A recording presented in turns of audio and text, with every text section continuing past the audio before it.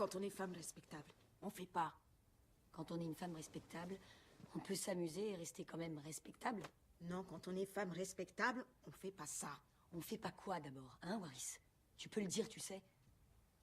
Baiser, là. Quoi, y a pas de quoi avoir honte? Je vois pas où est le mal.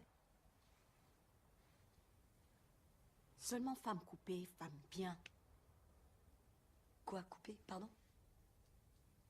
Oh, ce coup-ci, c'est moi qui comprends pas.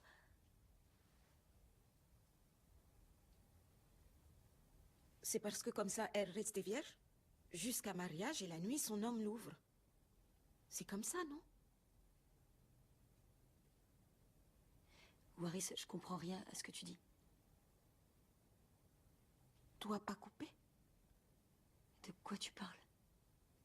Quoi, on t'a coupé quelque chose? Tu peux montrer? Ça m'aiderait peut-être à comprendre.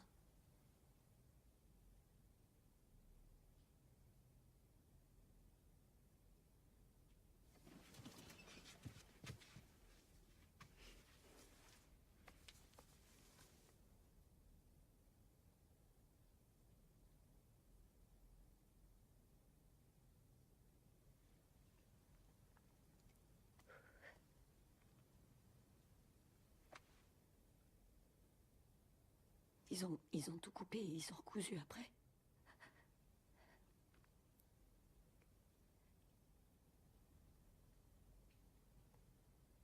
Quand ça s'est passé? J'étais petite, à 3 ans.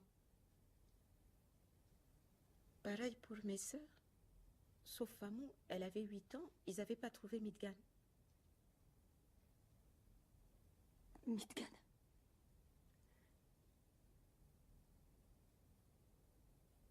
La femme qui coupe.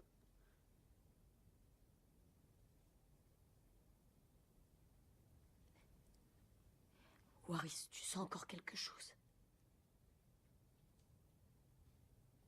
Je sens quoi? C'est pour ça que t'es aussi longue quand tu vas faire pipi.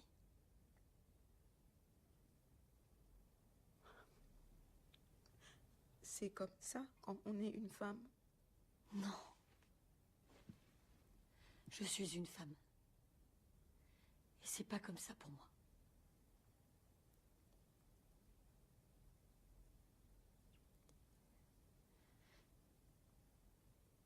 Tu te souviens comment t'étais faite avant?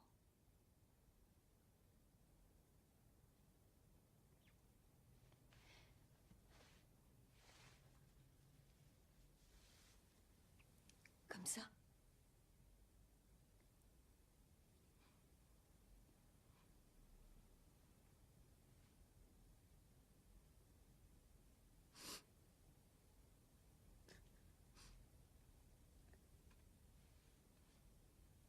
Alors, ils t'ont rien coupé du tout?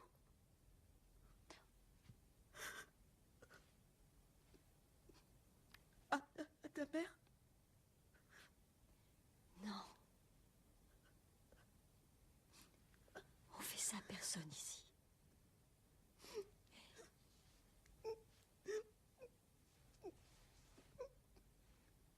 J'aime ma famille. Et j'aime l'Afrique. Depuis plus de 3000 ans, nos familles croient sincèrement qu'une fille qui n'est pas excisée n'est pas propre, puisque ce que nous avons entre les jambes est sale. Alors il faut tout retirer et refermer après, comme preuve de virginité et de vertu. Durant la nuit de noces, le mari prend une lame ou un couteau et ouvre son épouse avant de s'y introduire de force. Une fille qui n'est pas excisée ne peut pas se marier. En conséquence, elle est bannie de son village et mise au rang d'une vulgaire prostituée. Cette pratique a toujours cours, alors qu'elle n'est pas inscrite dans le Coran. il est reconnu que les femmes qui ont subi ces mutilations sont affaiblies à vie, aussi bien physiquement que moralement. Ces femmes même qui sont l'épine dorsale de l'Afrique. J'ai survécu, mais pas mes deux sœurs. Sophia s'est vidée de son sang après avoir été mutilée. Et Amina, en accouchant, est morte avec son bébé dans son ventre. De quelle force supplémentaire serait doté notre continent si ce rituel absurde était aboli? Il y a un proverbe chez moi qui dit « Le dernier chameau de la file avance aussi vite que les autres. »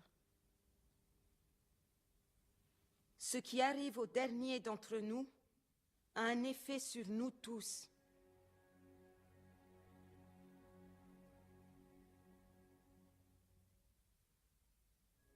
Quand j'étais petite fille, je disais que je ne voulais pas devenir une femme.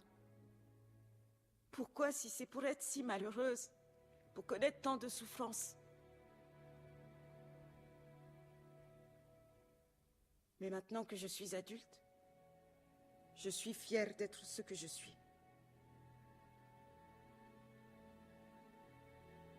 Alors, pour notre salut à tous, essayons de changer ce que signifie être une femme.